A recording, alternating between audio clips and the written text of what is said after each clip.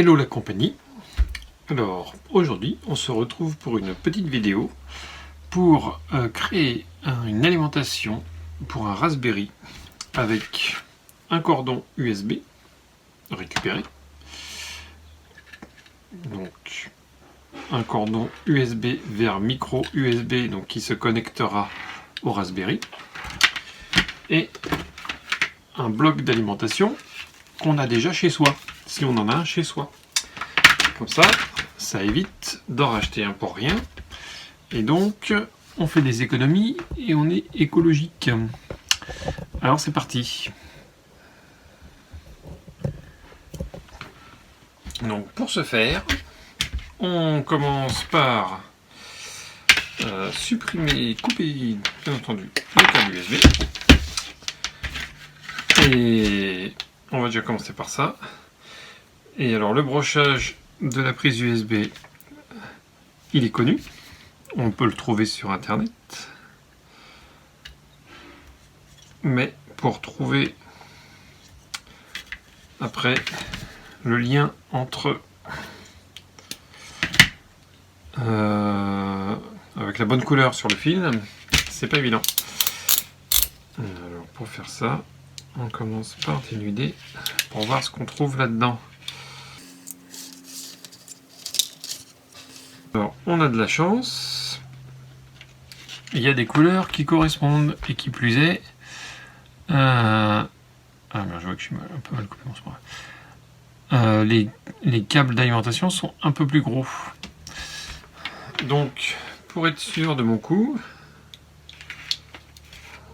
je vais faire un test avec un multimètre, à savoir est-ce que le rouge c'est bien le plus et est-ce que le gris c'est bien le moins. Donc pour ça je branche ici, je prends le multimètre qui a disparu, non il est là-bas.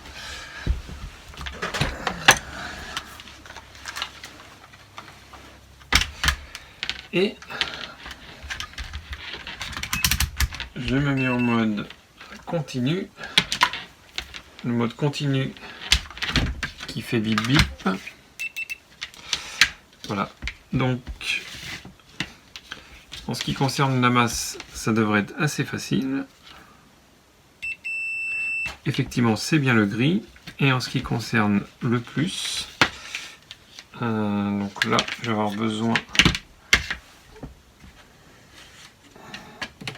de regarder en détail.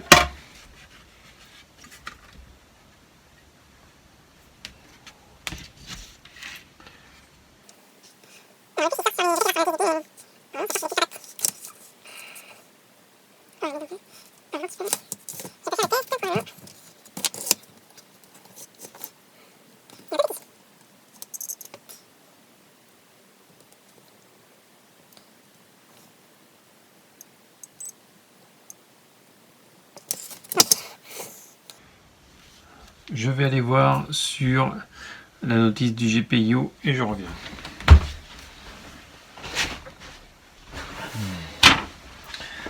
Me revoilà.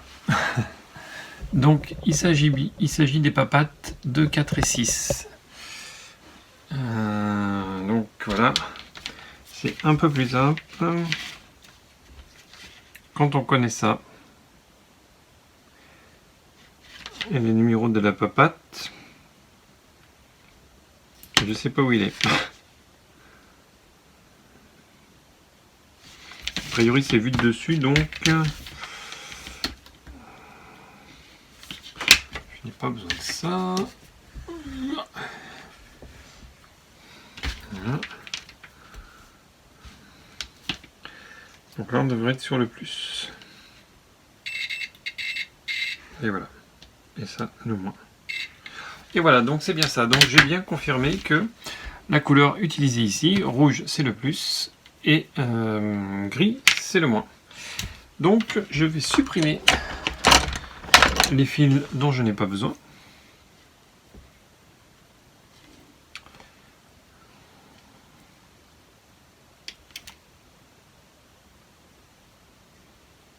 Voilà. Je débranche mon Raspberry.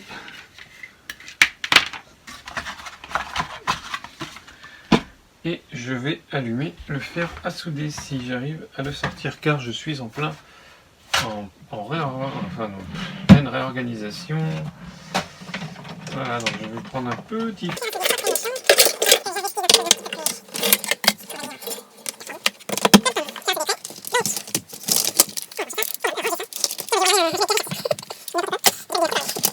Je passe maintenant à mon petit transfo. Donc là, pareil. Alors, qui est le plus, qui est le moins? Honnêtement, je ne m'en souviens plus. Donc, on va faire une mesure. Donc, on coupe. Ce petit câble, on s'en servira une autre fois. Je vais supprimer la partie. Voilà. Comme ça. Donc, le plus, le moins. Nous ne savons pas. Alors ça fait un gros câble d'alimentation pour aller sur un petit fil, mais bon.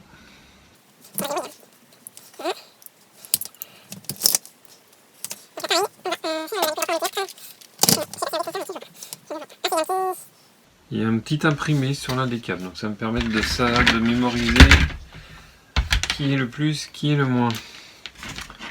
Je branche. Il est branché.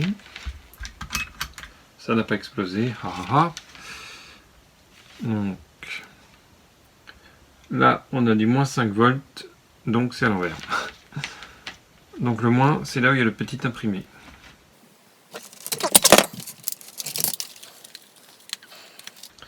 Alors avant de faire la soudure, on va préparer un peu de gaine thermorétractable.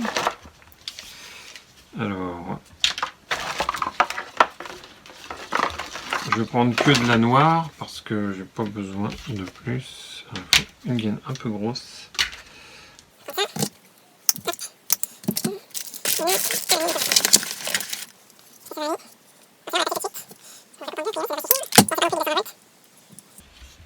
Bon, mettre la gaine un peu loin parce que le câble il chauffe et comme il chauffe, la gaine elle va avoir tendance à se rétracter. Et du coup, on sera embêté. Pour faire la petite soudure, voilà. Alors là, pareil, je vais passer la gaine sur ce câble-là. Alors je mets 3 gaines en tout. J'en mets une sur chaque câble.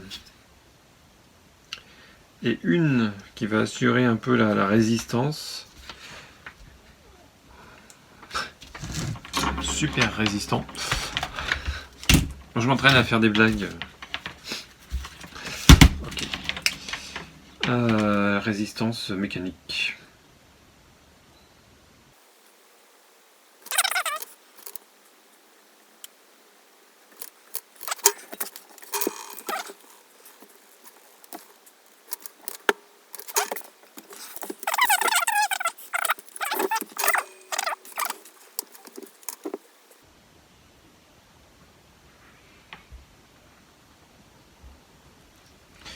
Voilà, donc j'aurais peut-être pu faire chirurgien, finalement, j'ai pas trop tremblé. Voilà. Du coup, je sais pas ce que ça donne sur la vidéo, mais vous avez compris. Je sais pas s'il faut faire un tuto sur comment faire une bonne soudure, enfin comment faire une soudure plus ou moins bonne. Vous me direz dans les commentaires. Voilà. Et là, alors je me rapproche un peu. Ok, donc on met la gaine thermorétractable sur les câbles qui ont été soudés. Et on met le feu. Comme dirait un ami et néanmoins ancien camarade, faut tout cramer. Donc on crame. Donc ça pour ceux qui connaissent, la gaine thermo elle se rétracte. Alors faut pas trop cramer quand même parce qu'après ça crame vraiment. Ça fait beaucoup de crame. Hein. Et maintenant, alors on attend un peu que ça refroidisse quand même. Pour ramener la gaine que je remets par-dessus Voilà. Bon, bah, c'est pas mal du tout. Donc là pareil, faut tout cramer. Ah, je suis pas devant la caméra. Ça va être pour... Voilà. On laisse refroidir. Et on range le matériel. Alors, je vais me risquer à brancher le Raspberry. Il n'y a pas de carte mémoire. Mais bon, il me semble que le Raspberry est quand même capable de se mettre en erreur pour dire bah, qu'est-ce que tu veux, il n'y a pas de carte mémoire. Je branche.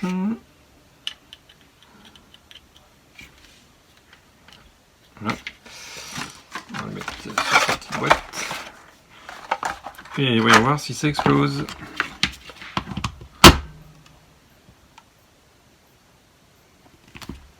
Voilà. Et ben vous voyez rien. Bon, ça clignote.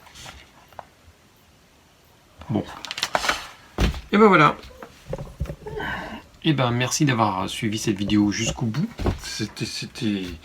C'est courageux. Et puis à bientôt pour une nouvelle vidéo.